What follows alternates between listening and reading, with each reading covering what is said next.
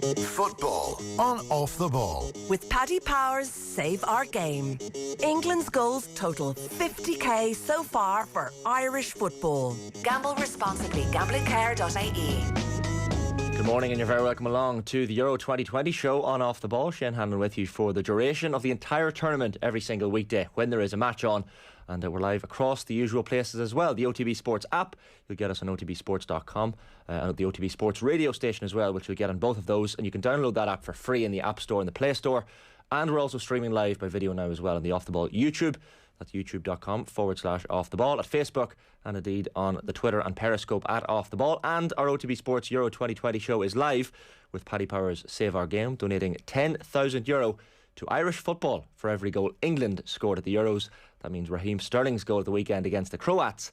That's €10,000 so far for Irish football, so not bad. Over the coming weeks, I'll be joined by regular guests Eamon Dunphy and Damien Delaney, and plenty of Euros legends and football writers as well as we preview the upcoming matches. The German football writer Uli Hesse will actually be with us this morning, very shortly, ahead of the small matter of France against Germany later on this evening. Cracker at 8 o'clock in Munich this evening. I'll also be joined every day by a different member of Team Off the Ball. Today we have a proper football man. Dublin's finest Premier League commentator, Stephen Doyle. Stephen, good morning. Morning, Shane. Morning, everybody. How are you keeping? Are you enjoying this tournament as much as I am so far? It was kind of, the discussion has been that maybe 24 teams makes it a little bit diluted. The quality is a little bit poorer, but so far I'm having fun. I don't know about you. I'm having a great time watching it. I really am enjoying it. I was actually just looking through all the results we've had so far. Just one scoreless draw out of all the matches so far, and 2 1-0 wins. So that's pretty good entertainment, isn't it? And, you know, we've had exciting games like the Netherlands against Ukraine. Yesterday we had Slovakia against Poland. There was a bit of everything in that game as well. I thought the Scotland-Czech Republic game was decent yesterday as well.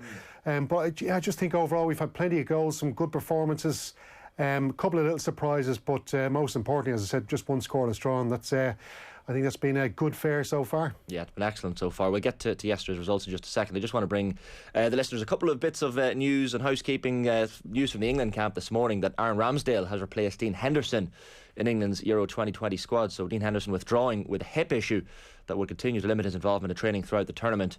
And under UEFA regulations, squads are permitted to replace goalkeepers on medical grounds at any stage. So the Sheffield United keeper Aaron Ramsdale is in. He will now follow standard COVID-19 testing protocols, of course, before entering the camp. And great news as well this morning. A couple of hours ago, Christian Eriksen has been active on his Instagram profile. He's released a statement and a lovely photo as well. Hello everyone, big thanks for your sweet and amazing greetings and messages from all around the world. It means a lot to me and my family. I'm fine under the circumstances. I still have to go through some examinations at the hospital, but I feel okay. Now I will cheer on the boys on the Denmark team in the next matches. Play for all of Denmark. Best, Christian. Thumbs up there. A bit of colour in his face, which is great to see. He looks great, considering, as he says, the circumstances. So we wish him all the best, and that is great news to see him up and about, and the thumbs up. But Steve-O, we'll start with yesterday's action. We'll get to Uli Hesse around 11:15 this morning to talk the Germans against France later on. But Spain 0, Sweden 0 in Seville last night. It might have been a goalless draw, the first of the tournament, as you said, but a cracking game, an enjoyable one, this one. Yeah, fascinating game. I thought it was you know, the Swedish manager Anderson, you know, he likes to set up his teams tight. He doesn't like to concede too many goals. I think he was kind of going into that. You know, after about 20 minutes, you were kind of thinking they fancy a 0-0 draw here, because Spain had Morata playing up front, not the most lethal of strikers, and I think they fancied keeping him quiet all night. I thought they struggled a little bit with Dani Olmo in the first half, but then seemed to contain him quite well as the match wore on. And he's a player I really like. I've been watching him closely for a while. I remember doing a couple of Dinamo Zagreb games a couple of seasons ago, and he really shone, and he's had success with the Spanish underage team, under-21s, winning European Championship as captain. He's gone on now to play with RB Leipzig, and I think he'll go on to greater things as well. I think he's a fantastic player, but he just seemed to be contained then as the match went on a bit more. And Spain were just, you know, they passed, but there was just no end product, and it was really disappointing. I thought it was, I just think it's madness keeping a player like Thiago on the bench. I just think that's just, it's unbelievable. A player we've seen in the Premier League this season, in the latter stage of the Premier League season, doing really well with Liverpool. Once he kind of settled into that side, he struggled, as we know, in the first half of the season with Liverpool as he tried to settle in, but as we know, Liverpool had their own issues as well, which didn't really help him out. But as the season wore on, he just got better and better, and we saw the great Thiago we've seen who's been brilliant over the years with Bayern Munich, and I just thought it was crazy leaving him on the bench, and having a young player like Pedri coming in, Barcelona player, just 18 years of age, with Koke, who was a very good player with Atletico Madrid, but he only offers so much. And then you have Rodri as well, who's just a defensive anchor man. And I just thought, when you've got a player like Dani Olmo who's looking for space on that left-hand side, Thiago was just a man you needed in that first half to be, pushing out those diagonal passes out to the left-hand side. And I was just remarking as well, because Sweden, on that right-hand side, they had Mikael Lustig and Seb Larsson, players who just seem to be around for decades. 70 years of age between the two players. And Spain couldn't, they couldn't hurt them, which I just found just unbelievable with the amount of talent that Spain have in that team. And Morata then was just a disaster in front of goal. The couple of chances that he had, he should have put away, and he missed them. And this Spain team just don't look very good. And I think Sweden could frustrate a lot of sides. I was actually thinking back, Shane, funnily enough, I did a game between Crystal Palace and Brighton back in October in the Premier League with Kenny Cunningham, and Kenny remarked during that game, he said, look, just leave me in a dark room for 24 hours watching this Crystal Palace team defending against this Brighton team who were passing all around them but just couldn't break them down. Now, they did. It was a 1-1 draw in the end, but it was just so like that game was so similar. The Spain team, like Brighton, passing all around this really tight defensive Sweden team a la Crystal Palace, and they couldn't break them down. It was fascinating to watch, and as somebody myself who admires really good defending, I thought that Sweden performance was great to watch. Football purists, yourself and Kenny Cunningham, the football purists. Yeah, no, it's a fair point. Like the chances Spain had, you felt almost like it was inevitable that they would get the goal, but look, Sweden held out. You mentioned the experience of Lustig and Larsson. Like, you touched on Alvaro Morata there. I mean, it's disappointing when a striker gets through on goal like he did a couple of times and puts the ball badly wide, but I mean, does he get dropped now for their next games? Is Gerard Moreno sitting on the bench there thinking, right, this is my opportunity? I mean, I know he does a lot of work off the ball, and I think Luis Enrique and a couple of his Spanish teammates were keen to stress that after the game. And look, he got a bit of a booing, I think, from the Spanish home support last night as well, which was a bit unfair to see. But he seems like the type of character who can just take that on board and move on. But I mean, does he get dropped now, considering he missed a couple of glaring goal chances? Oh, I think he should be, because we've seen as well that Luis Enrique, the manager, he's pretty ruthless when it comes to he got rid of his assistant manager a few months back, because the assistant manager who filled in for Enrique, who of course went off to look after his very ill daughter, but when he came back, he knew that the assistant manager had already put out in the public that he wanted to stay in charge of the team until after the European Championship. And Enrique saw this as somebody being a bit disloyal to him, so he got rid of him. And we saw how ruthless he was with the Real Madrid players as well. So I wouldn't be surprised if Morata was left out. And I think Moreno deserves a shot. We've seen him with Villarreal this season. He's maybe a late bloomer, I suppose, as a striker, but he could be quite lethal in the box. He kind of reminds me a little bit of Thomas Muller. He kind of needs just one little small opportunity inside the box, and he could generally put them away. I also thought, and Adama Traore is in the squad there, of course, the Wolves wingers, central midfielder. He plays sometimes, but mainly on the wing, we know, down that right-hand side. And I think he could be one of those players who can maybe penetrate a side that are playing quite defensive football. But I don't think they trust Traore. I think they find him maybe a little bit loose with possession, and that's what they don't like about him. But if he's in the squad, surely he deserves a chance late on in a game like that when they need to try and find some penetration. So, yeah, I think there's a lot for Luis Enrique to consider there. But they really don't. Spain don't have a lethal striker, and you'd have to go all the way back, I think, to David Villa to the last time, and of course Fernando Torres, who tailed off towards the end of his career. But they really don't have an out-and-out striker there, looking through that squad, that I think can cause opposition teams problems. And this is the thing, like when you look so far, Steve, at the tournament, and you see Belgium with Lukaku up top, proper number 9, you see Immobile and even Insigne for Italy getting among the goals. Like, Can Spain, on that evidence, I know we haven't seen every team in the tournament so far, we'll have that privilege after tonight, but based on this evidence, can the likes of Spain threaten Belgium and Italy? Like, who are you looking at as tournament favourites from this point? I'm not looking past Portugal. I think, Portugal are I've said it going back a long way now. I just think the squad that they have now is a lot stronger than the squad they had when they won it back in 2016. They've got a brilliant manager who can guide them through tournaments. He has that experience there. It is very hard to win it back-to-back, as we know. Spain are the only side to have done it. But I just think that Portuguese squad, like, they've got 2 or 3 players, quality players for every position. You look at some of the other teams, like even France, the World Cup winners, who would be, maybe short in a couple of positions as backup to their first 11. Belgium have a decent side. They're a little bit weak at the back. The Dutch also a very good side attacking, but nothing at the back. England will concern me because I don't think Gareth Southgate knows his best team. You know, I thought there was a very good point made by by Tony Cascarino and John Aldridge when they spoke to you yesterday, Shane, when they were saying, like, why do you have a player like Harry Kane, an out-and-out striker, a brilliant finisher, dropping deep and trying to come deep for a ball, set other players up? He's a striker, just play him as a striker, you know. But again, England have problems at the back. They don't have a good centre-back pairing. They don't have a good goalkeeper.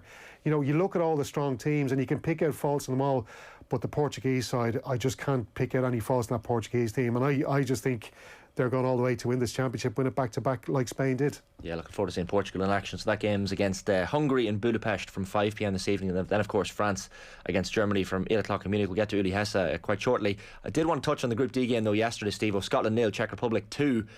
Patrick Schick with an incredible double in this match, and the second goal was up there with, I think Kevin Gavan mentioned it in the conversation as, you know, what is the greatest European Championship goal of all time. It's maybe not as good as the Van Basten volley, but it's up there. And you noticed something interesting in his post-match interview as well, Schick. He seems to be a player with his head screwed on.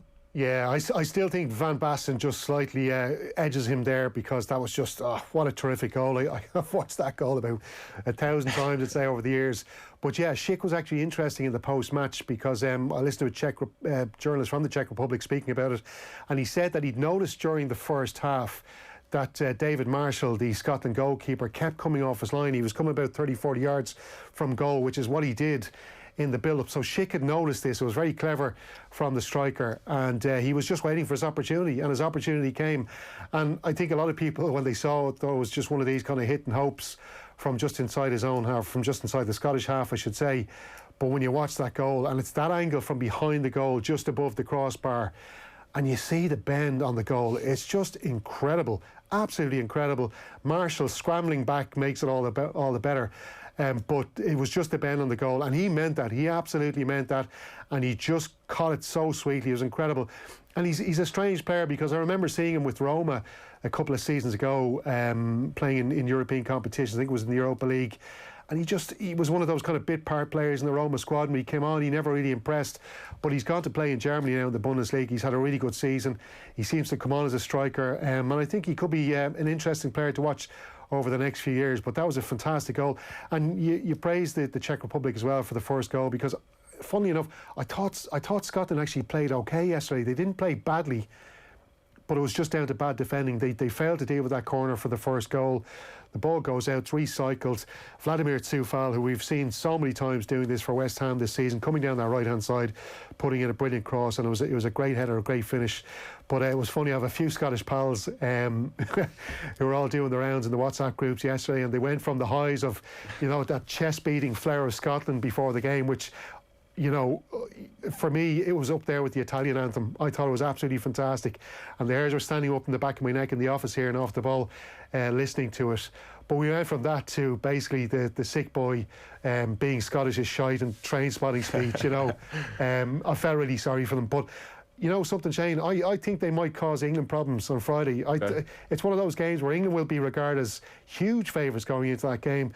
And you know something, Scotland, they'll be quietly, you know, motivated for this match to put a put a stick in the spokes for England, and I think they could cause them problems. I wouldn't be surprised if Scotland got a draw against England, actually. Yeah, that'll be a great game on Friday night. And Lord, the national anthem was just, I was ready to throw a kilt on and get a deep fried Mars bar into me, but it was just one of those moments. I think you can get them in Monaghan as well. You probably can. You're far enough north anyway, so you might as well. I just want to remind people of my rolling all-stars team of the tournament, Steve. Feel free to rip this apart. So yesterday, this was the team, and for the benefit of the podcast listeners, I'll read it out. Danny Ward of Wales was in goals. Out of back four of Dumfries for the Dutch, Chiellini for Italy, Alaba for Austria, and Meunier for Belgium, all who had great games in their opening matches. Yarmolenko for Ukraine on the wing, Calvin Phillips for England in midfield with Gini Wijnaldum for the Dutch, and Berardi for Italy, who ran the show for them in their opening win against the Turks. And up front, Romelu Lukaku, of course, with his 2 goals for Belgium, and Embolo for Switzerland. I've made 2 changes after last night's games. Milan Skriniar is in, the Slovakian defender, for David Alaba. You know, Skriniar handled Lewandowski very well in that game yesterday, scored as well, the winner, would prove to be the winner. And I've taken out Danny Ward in goals and put in Tomáš Vaclik, the Czech Republic keeper, who kept a clean sheet, won the game for the Czechs yesterday, and just really 2 good performances. So Steve, what do you make of that team? Any changes you would make? Yeah, it's a good side. I think you've gone for a boring 4-4-2. I see, Shane. So you're kind of in the mould of Jack Charlton there. I jest. Old school. Do you know something? I just based on yesterday's performance, I would probably throw Schick in there ahead of Mbolo, just for what a brilliant finish it was for that second goal, and as well his header. I just thought it was real lethal striker stuff.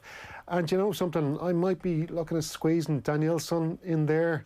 You know, Chiellini did really well for Italy, but, you know, he was playing against a really poor attacking Turkish side. I thought Sweden did really well to keep Spain out. And considering even though Morata did play poorly, there was some other decent chances and some good play, interlinking play inside the Sweden box, which they dealt with really well. And I thought Danielson did really well. Also, we should actually mention Robin Olsen. I thought put on a brilliant performance for Sweden yesterday in goal.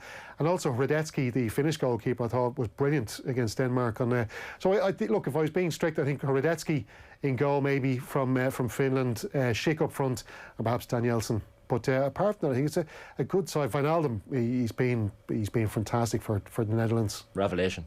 No, I like that. I like the sound of your team as well. I'd like to see them up against each other. But a couple of decent games or teams will change those teams as the tournament goes on. Hopefully, end with a decent team after the 4 weeks. Reminder: our OTB Sports Euro 2020 show is live with Paddy Power's Save Our Game, donating €10,000 to Irish football for every goal England scored at the Euros. Raheem Sterling's goal, of course, the weekend, meaning that's €10,000 in the kitty. 2 more games down for decision today. Then Group F, the Group of Death. That will mean every team who have played at least one game. Then I want to bring you a quick look now at some of the Paddy Power markets for today's games. Have a look. Now, the big game on Tuesday night, France taking on Germany, 8 o'clock kickoff in Munich. Our Paddy Power trader, Jason Murphy, has joined me to give us a bet builder for this game. It's one of the best games of the opening rounds, Jason. So what have you got lined up for us? Yeah, just save the best for last here, UEFA. And what I'm going to give you is going to give you 4 legs for a bet builder. The first leg is going to be France to win the match in 90 minutes. It's about 13-8. If you're getting 13-8 or bigger on France, it's a great bet. We know Germany have home advantage in Munich, but the travel factor of home advantage doesn't count in these first group games. Plus the fact that France will look like going off favourites here tells you the difference between the teams.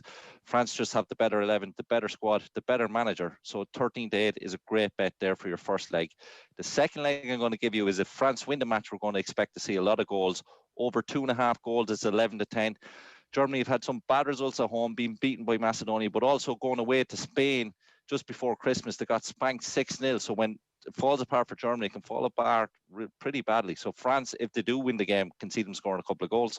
The third leg I'm going to give you then, if France have won and we've seen goals, Benzema is bound to get one of them. We underrated the difference he would make to this French team, but that game against Wales when he came back, I know Wales were down to 10 men, but Benzema, the quality of chances he got, partly from playing with the quality that's around him, but just partly from his own movement and intelligence, really expect him to light up the tournament.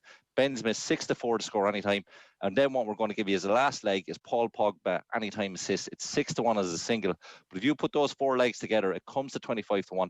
These are only some suggestions. You can do your own bet builders. If you fancy someone else for an assist, Griezmann or Mbappe, you can swap it in for Pogba. Have a look yourself. But if you do a 4-leg bet builder and one of those legs lets you down, we do have bet builder insurance. T's and C's apply. But enjoy the game. Like I said, UEFA have saved the best to last in these opening rounds. Okay, so there it is. It's Jason's Paddy Power bet builder for the big game. France against Germany, 8 o'clock in Munich. France to win over 2.5 goals. Benzema, anytime goal scorer. And Paul Pogba with an assist. That's Jason's bet builder this Tuesday. A lot of support for France there, but one man who might change that and give the German point of view now is Uli Hesse, a German football writer and author of Tor, the story of German football, joins me now on the line. Uli, good morning. How are you getting on? Good morning, Shane. Greetings from the group of death. The group of death, yes, it's your time. Your time has finally come, the group of death. Uli, before we get into the... Sorry, just... Fire away, no, sorry. I got Stephen's words about Portugal, you know. Yes. That struck terror in my heart. And then your betting guys are telling me that we stand no chance whatsoever against France. So I feel like turning it off, you know. Yeah, forget France, Portugal. You've got a couple of dangers in that group. Who knows, the Hungarians could do some damage, although it's doubtful. Uli, before I get to the football itself and the game later on this evening, I guess I just wanted to touch on the Christian Eriksen incident, and I know it's something that's shaken the football world to its core, and thankfully we see the Instagram post from Christian Eriksen this morning with the thumbs up and saying he's okay under the circumstances. But what was your reaction when you saw this news at the weekend when I guess it was breaking that this was happening and that it didn't look good for a while, but thankfully he's okay now? Yeah, I was on holidays, and we are, we only had the tally on with the sound switched off, but it just took one glance. I mean, this was even before before the physios and the medics were on the pitch. Just one glance at the faces of the Danish players, and you knew that this was very, very serious. So suddenly everybody huddled around the television set and watched it. So yeah, it was probably no matter what happens from now on, it's probably, for me, it's probably going to be the image of the tournament. It's going to be Thomas Delaney, with his back to Christian Eriksen and then staring into nothingness and crying.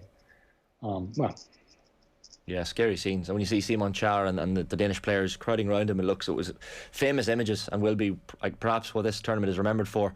But I guess we'll move on to the German-French game, and there's no love lost between these teams. I guess Germany is everyone's rivals anyway. But when you look ahead to this game, I mean, what's your feeling? Like, I know it's in Munich at least, which is one thing in the Germans' favour. But the French have a few Bayern Munich players in their squad anyway that are well used to that stadium. But the mood good in the German camp? Is there excitement ahead of this group, or is there an expectation that it might be quite difficult to progress from it? I mean, the mood is very good if you're talking about the players, in the German camp. The players all seem to be quite optimistic and ready for the tournament, whereas the general mood outside, from fans and professional observers and everybody is slightly pessimistic. I mean, there's all kinds of question marks surrounding the team. From the personnel to the tactics, to the outgoing national manager. Then there's the slight matter of that we're playing very, very good opponents in this group. For the first time in my life as a football fan, it's getting out of the group. It will be more difficult than surviving the knockout stages. So I would say that. There's mild pessimism. Only funny enough, when you look through all the previews and build-ups to this, Germany were kind of being written off in this group because France and Portugal were regarded as the stronger teams coming into it. But I think there's an awful lot to like about this German squad, and coming into this, even if you look at the likes of Timo Werner and Kai Havertz and Rudiger having the success with Chelsea in the Champions League final only recently enough, Gundogan having Premier League success with Manchester City, players coming in that are going to be full of confidence. But there's so many different storylines in this German squad. I think it's probably one of the most fascinating squads with regards to stories within the squad. Let's start off with the base question, really, because, there's been a lot of talk about formations and tactics and that kind of stuff. I know he's used 4-3-3, but there seems to be a thinking out there now that it's going to be a 3-4-3 formation. What's your thinking on that? Yeah, it's probably, it's one of those 3-4-3 formations, which is really probably, if France have the ball, we're playing 5 at the back. That's the idea, that the players on the wings will drop back, especially against those tremendously fast French players.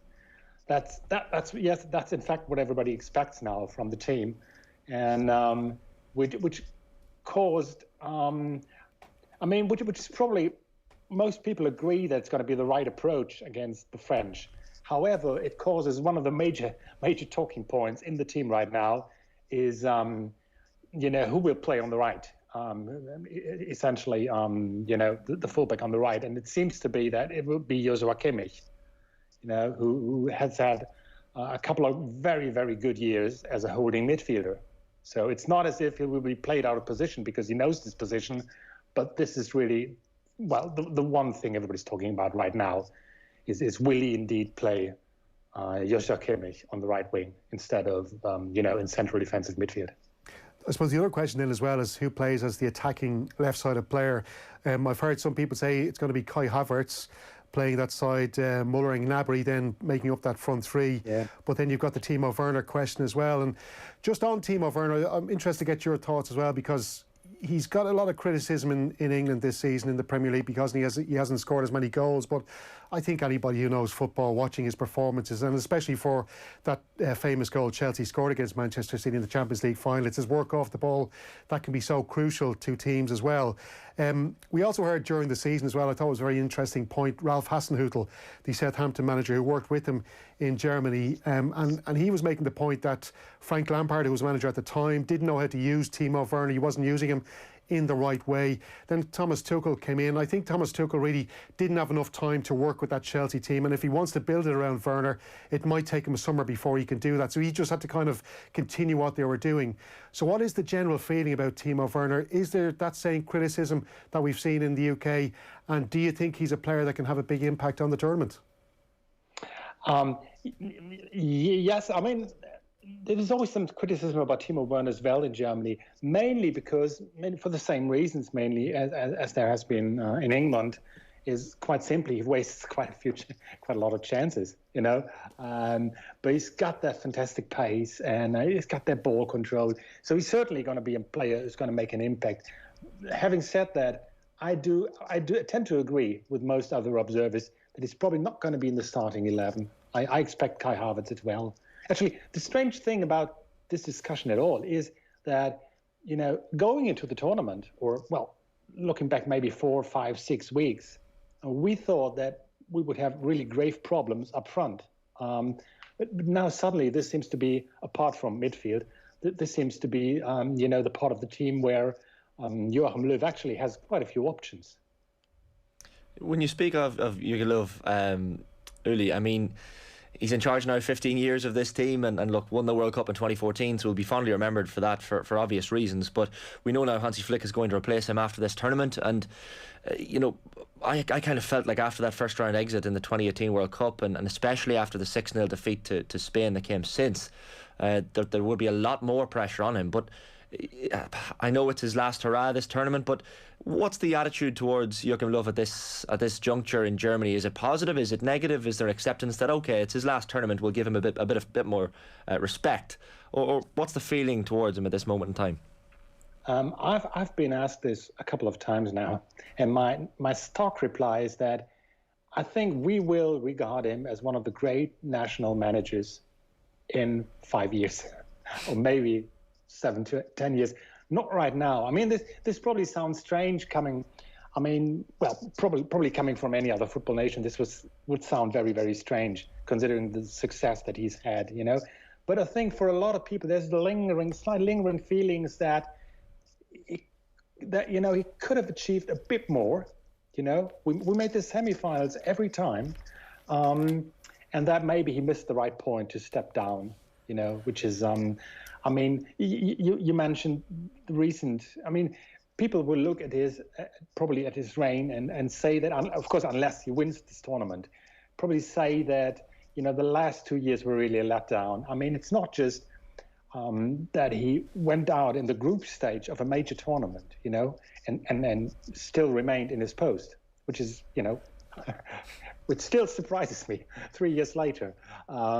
Then you mentioned the Spain game, you know, Germany's worst defeat in 9 decades. Then it was not so long ago that he lost a World Cup qualifier, you know, to North Macedonia. And Germany, and you've got to let this sink in, had only lost 2 World Cup qualifiers as in ever before. So that's, you know, the last 2 or 3 years have been very, very, very, well, erratic. And this is probably why he brought back, you know, Thomas Hummel. I mean, in a way, it started. You could say it started with his very unusual decision, you know, of going to 3 key players and just telling them, listen, you'll no longer be part of the setup, you know, and now recalling 2 of them. It's all a bit, yeah, it just adds to the feeling of uncertainty surrounding the team. Yeah, I guess we'll get to that decision shortly as well, the decision to leave out some of those players and bring a couple of them back in. But the North Macedonia game especially that you mentioned, I mean, when you couple that on top of the defeat to Spain and the World Cup exit, How did he survive? Was there an acceptance in Germany and even among the media and among the German administration officials that, you know, this is just an attention to win 7 games at a major tournament, and he could have an incredible tournament. We haven't seen Germany play yet. They could go on to win this tournament, however unlikely it might seem to some people. But was there just an acceptance after the North Macedonia game that, okay, maybe we're just too close to this tournament to replace the manager at this point? Yeah, that was one of the reasons. The other was that, as was the case in 2018, there was no obvious candidate to replace him. And it's also that his standing within the German FA is very, very good. So, you know, he basically, you know, the amazing thing is that, you know, for most of my life as a fan and as a journalist, the golden rule was that if, as a Germany manager, you don't reach the quarterfinals, that's it. That's, you know, goodbye, find another job. So going out in the group stage and not even having the German FA, they didn't even have a discussion about this, you know. It was basically his decision, you know. They left it to him. Will you carry on or not? And that's, you know, one reason for this is also, this is why, I think this also plays into why there was no major calls for his head after the North Macedonia game, is that he also has a history of taking a very unfancy Germany team to a tournament and then doing very well. You know, it was not the case at the last tournaments where Germany were usually one of the favorites, but during the first couple of years of his tenure, you know, Germany always went into the tournament with lots of problems. You know, just think back to 2010. When, you know, Michael Ballack was injured shortly before the tournament began, and everybody thought it would be a major disaster. And then Germany did really, really well. Then another thing is that, in a way, the discussion I've just mentioned about, you know, where to play Joshua Kimmich is eerily reminiscent of the 2014 World Cup, you know, when nobody quite knew where Philipp Lahm should be playing. And still he managed to turn it around to create great team spirit and then to play a really, really good tournament. So I think deep down, a lot of people think that maybe he'll do it again. Maybe he'll do it one last time. Yeah, and I suppose that World Cup win in 2014, Uli, was famous for the camp. You know, there was talk of the camp in the build-up to this tournament. And we're getting the same messages from Munich ahead of this European Championship. And one of the key men was Thomas Müller, Radio Müller, as he's called, because of his talking and his coaching on the pitch. And look, we know perhaps, you know, Löw had to back down a little bit to bring these two players, swallow a bit of pride, and I don't think there's any harm in that. I think that shows good character in somebody. But how key could Müller be on the field of play and his coaching of players during a game, and I suppose just his general being around the camp and the good spirit that he can bring to this German squad?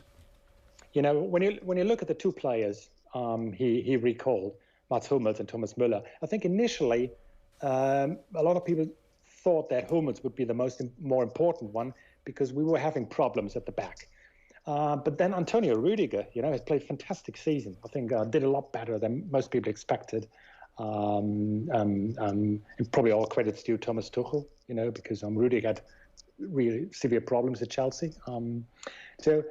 So now you have to say that, yes, indeed, Thomas Müller is probably the key man. There might have been a really, really important decision by Joachim Löw, you know, to bring him back for all the things that you mentioned. You know, it's not just his role on the pitch, where he's always been, you know, one of the probably the most unpredictable player for a German player, especially, and I can remember. But it's also what he brings to the team, you know, to the atmosphere, to the chemistry. He's always, you know, whenever you see Bayern play and whatever they do, he's always the first in front of the cameras after the game. So it's not just because he likes to talk, because he's, you know, Radio Müller. He's also because, you know, and I think a lot of players respect him for that. He's also doing that when they're not playing well. You know, when the results have not been good, he's still the first in front of the camera, and you know, he's really good at that. And I think yes, it is. You mentioned the team spirit that has indeed been Germany's major strength throughout most of the past tournaments, and it's certainly no coincidence that the team spirit was a big problem in 2018. You know, with this Mesut Özil incident shortly before the tournament, and then everybody just, it was just very chaotic. Just we've spoken a lot about the positives in the German team and some of the very strong players. What's the main area of the pitch where you're a little bit worried about out of tonight's match against France, where you see weaknesses that France might be able to attack? Funnily enough, we're talking now specifically about today's game. Funnily enough, most people are concerned about the part of the team that should be the strongest, which is central midfield. You've got Gundogan, you've got Toni Kroos. As I've said, Kimmich could play there. And I think an awful lot of people watched the Champions League final and thought that, God, if he's going to play Gundogan and Kroos as the two holding midfielders, then, we could get swamped by the French. This could be a problem. And all the signs are that this is what Joachim Löw's going to do. Play Kimmich on the flank and Gundogan and Kroos in central midfield. I think it's interesting when you talk about that, Uli, like Joshua Kimmich being used on the flank, and he's arguably one of the best holding midfielders in the world, and when you see him play it, not necessarily out of position, because he's clearly a versatile player, can play in a number of places, but I was listening to OTB AM this morning, and they were talking about how the Italians seem to know their best team. Belgium know their best team, albeit they're without Hazard and De Bruyne with injury from the first game, but do Germany have a similar, I guess, problem to the English team, perhaps, where they have so much talent and yet maybe they don't quite know their best starting 11? And generally teams that win major tournaments know their best starting 11. Is that a problem for Germany, do you think? Yes and no. We're talking specifically about this problem, and the main reason is that we don't quite have the talent that other teams have. So there is no natural, automatic, first name on the team sheet right back, let alone left back, in the Germany squad. So that's probably the reason why Löw thinks that Kimmich should do that, because he is more or less a trained right back. That's the position he played when he came up, and like I said, it's strangely reminiscent of 2014, where Philipp Lahm, who came out, who started out as a fullback, either on the right or on the left flank, then was remade into a holding midfielder. And then at the tournament, when we didn't have a right back, he was played at right back, and everybody thought that he should be moved back into central midfield, which he was. Eventually, Löw moved him back to central midfield during the course of the 2014 World Cup. And it might have been the decision that won the World Cup. Now, the major difference is that back then in 2014 was, what you could call a normal football tournament. You've got a half-decent group, a couple of difficult games, but nothing unsurmountable, and then you slowly grow into the tournament. And Germany's big problem is going to be that we can't do this at this tournament. We traditionally refer to our team as a tournament team, meaning that we normally do have problems going into a tournament. We don't know the first 11. We don't exactly know who plays where, but we'll find out during the course of the tournament. And, by the time the semi-final comes around and the final, we'll have the team. This has been the story of, going back to 1954, it was the same story back then. But you can't do this at this tournament because obviously, we're playing France and then Portugal, and there's just no time to find the best team. So that's the big concern everybody has over here. So you might know your best team, but one thing you do know is that you'll have 3 games in Munich, which is at least a positive, and the German team doesn't have to move around too much, which is great. But what impact do you think that will have? I heard Joachim Löw talking in the last couple of days in the build-up, saying it's going to be important, and it's like playing in your own front living room. You understand the place, you understand the vibe, you've got some fans there as well. Do you think that's going to have a big impact in terms of Germany having those 3 home games, especially given the dangerous teams in this group? Yes, 10 days ago, roughly 10 days ago, I gave an interview to a Polish newspaper, and they asked more or less the same question. And I said, probably not, because at that point I still felt that it would be strange, to have, suddenly after all those months of playing behind closed doors, and suddenly you will have 15,000 people at the stadium, which I thought would be very well, what's the right word here? Confusing, strange, hard to adapt to. I mean, it's not a full ground. It feels like. Anyway, that were my feelings. So 10 days ago, I said I don't really think it will have an impact. Having the home field advantage. Then, like I said, I was on holidays.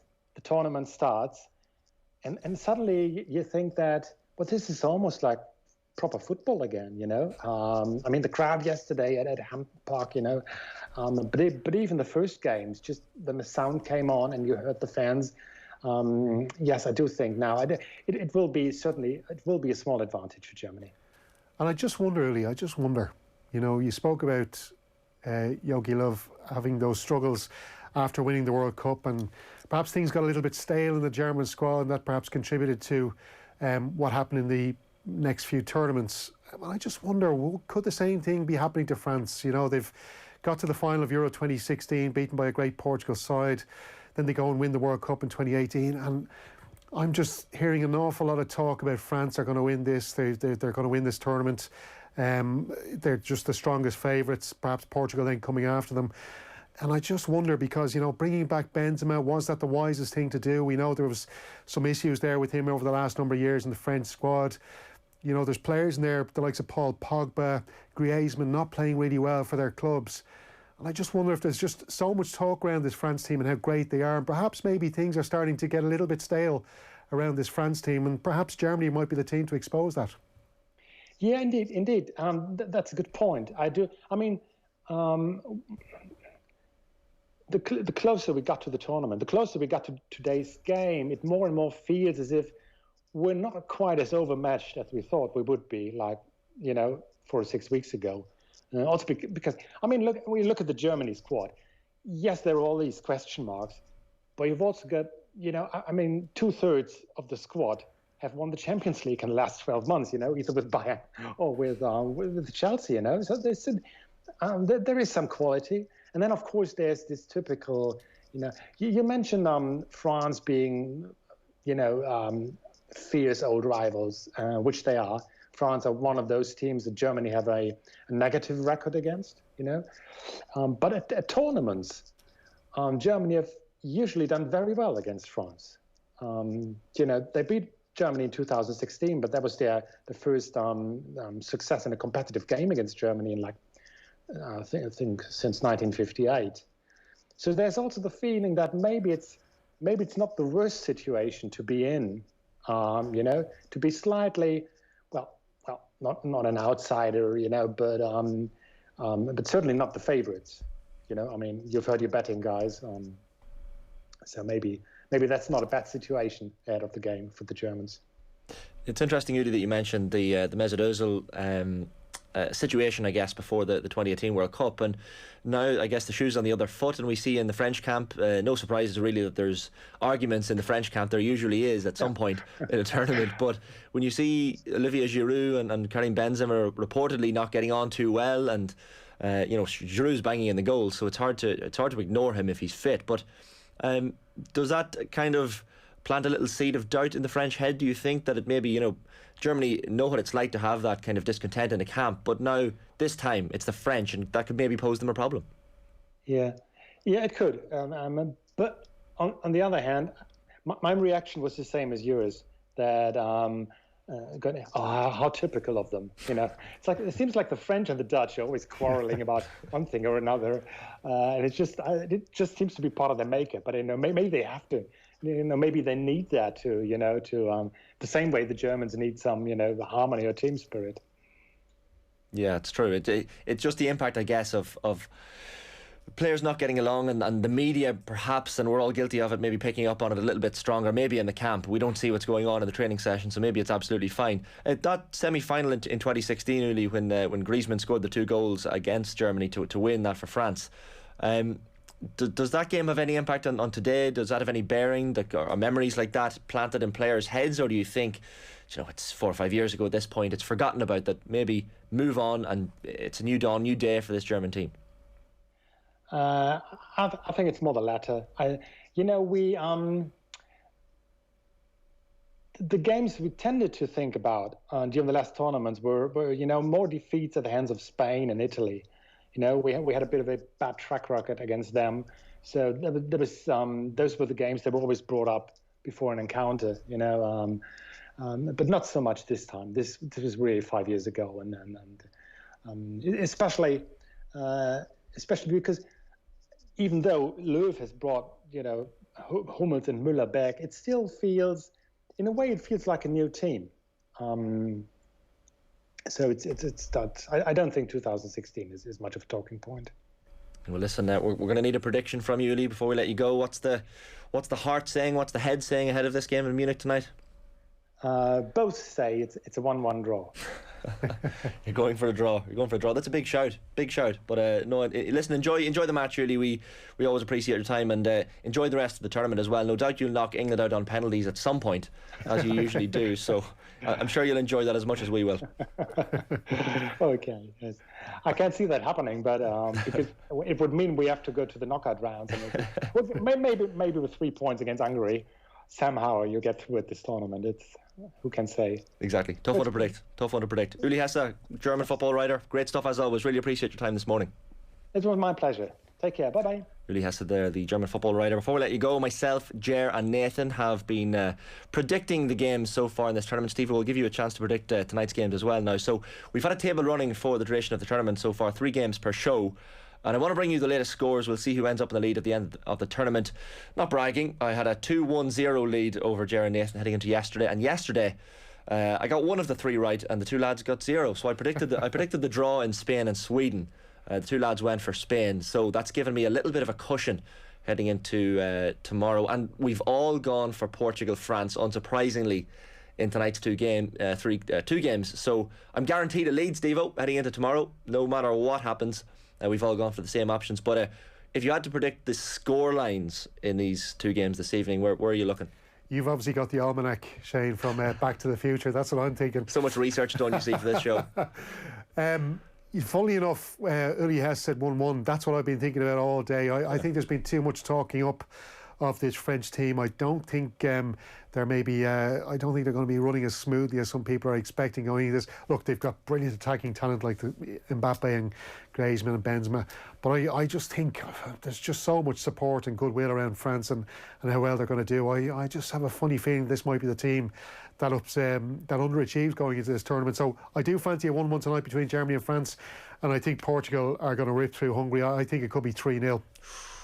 Portugal, Hungary. Do you think, just before I let you go, Ronaldo, there's talk of Ronaldo obviously closing in on Ali Day's international goal scoring record. Like, if he doesn't start scoring goals, do you think he potentially could be dropped? I know that discussion happened on OTB AM this morning, that maybe they have so much attacking talent, Portugal, that he could potentially be dropped if he doesn't start scoring goals. Well, I think he'll score against Hungary tonight. Yeah. I think he will, and once he scores against Hungary, he's okay then. And I think himself and the gaffer have a good relationship there. I don't think there's going to be, he knows how to handle Ronaldo, but I think if he was to go without a goal against Hungary tonight, you'd be very surprised. So I do think he'll score 1, perhaps even 2. I'd be very disappointed to see Ali Day lose that record. Ronaldo's got enough. Let somebody else have the limelight, Ronaldo. But no, I think he'll reel that record in, and I think he'll start it tonight against Hungary. Steve-O, great stuff as always this morning. Thanks a million for that.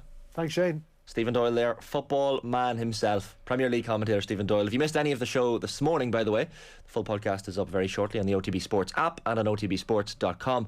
You can also watch it back in full, the episode, youtube.com/off the ball. Great stuff from Uli Hesse there this morning. We'll also be sure to have plenty of clips and the podcast posted at Off the Ball on Twitter and Instagram. You'll get me on Twitter at ShaneHannon01.